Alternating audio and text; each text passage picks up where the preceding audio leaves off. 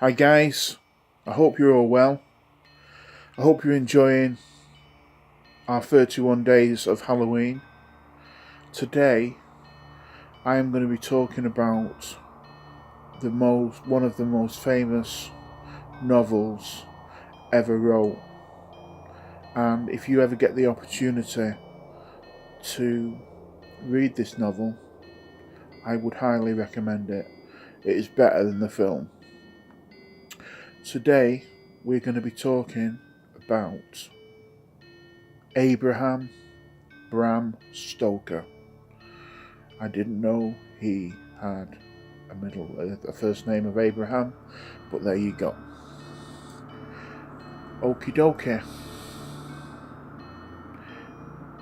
An Irish author, best known for his 1879 Gothic novel Dracula. During his lifetime, he was better known as a personal assistant to actor Sir Henry Irving and the business manager of the Lyceum Theatre in London, which he really loved, and it brought him in contact with lots of famous people. He was very friendly with Oscar Wilde, and he really loved the theatre and everything that went with the theatre. But also he was a civil servant, which provided the inspiration necessary to produce such masterworks such as Dracula. The name Dracula strikes fear whenever one hears it. A story about a blood-sucking vampire that feeds on the blood of its victims.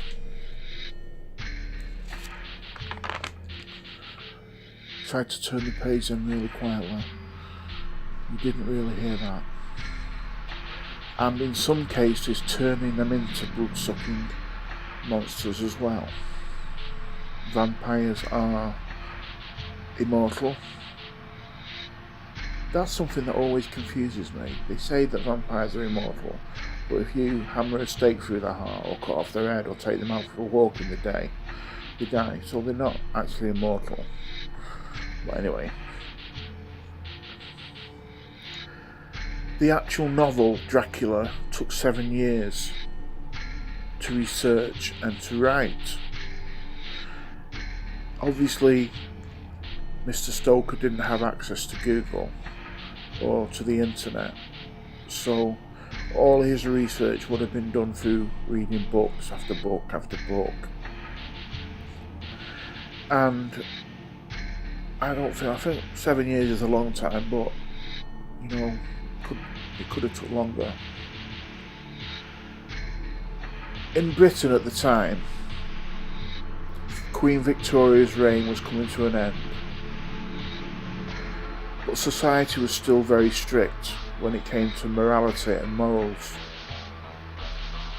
But in the novel, Bram Stoker pushes the boundaries of what was expected by the victims of Dracula, offering their necks to be sucked dry.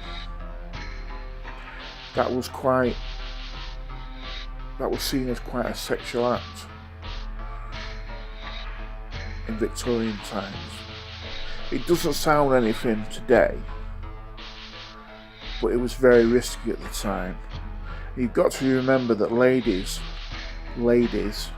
had to be buttoned up to their chin, so exposing their bare neck was an absolute no-no.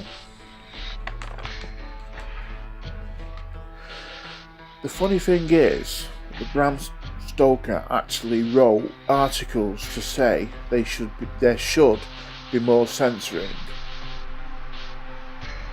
of unwholesome literature. What people tend to believe today is Dracula was actually highlighting the problems that were facing Victorian England as the times were changing. Things were becoming slightly more liberal, and people think that the actual novel he wasn't trying to be overly sexual, which if you read the book is, there are parts of it that are quite sexual. He was trying to highlight the fact that it was almost a battle of good versus evil, which we all know that it is, but the evil is the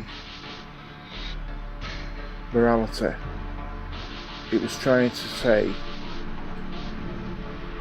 this is how things could be if we don't do something about it. Obviously, he doesn't mean that there's going to be vampires roaming the streets of London, but it was good versus evil. People needed a shock to think, we don't want this to happen in our country, and this isn't right and proper. So almost like there's a hidden message behind it, like Mary Shelley and her novel Frankenstein. I mean, Mary Shelley was only 19, I think 19 or 20 when she actually wrote Frankenstein. But I'm going to get on to Mary Shelley in another podcast, or in another video, sorry I should say. But there was a hidden message there. The film, I think the film with Gary Oldman, who plays Dracula, is a really, really good version or adaptation of the book. I know I've said it about 3 times now, but I would recommend the book. Really try and get your hands on it and read it. It's a scary book, but it's one of those books that you won't be able to put down. So watch the film this Halloween, or read the book this Halloween, or do both this Halloween. Sometimes that's what I like to do. I like to watch a film, then read the book. But anyway, I'm getting off topic. So basically, Bram Stoker came over from Dublin, where he was from in Ireland, and he was working in the theatre, and he was also a civil servant, and he wrote a novel saying that he wanted things to stay as they are, and he didn't want the morality to sort of taper off and also become basically where we are today with actually no morals at all. So maybe we should listen a little bit more to the Victorians and be a little bit more like that. Anyway guys, I hope you've not listened to me droning on too much. This month of October is going to be amazing. It's going to be amazing. Exit Light is working around the clock. There's going to be videos out every day. We're going to be doing our normal podcasts. We've got special guests. You know, you need to keep your ear to the ground and look out for notifications, which will be on both the groups. My group, Paranormal and Supernatural World, and an Exit Lights group, which we called Exit Light. There wasn't much imagination went into that one. Anyway guys, stay safe, and I hope to hear from you soon. And remember, keep your ear to the ground and look for notifications of the up and coming stuff during this month, and you will not be disappointed.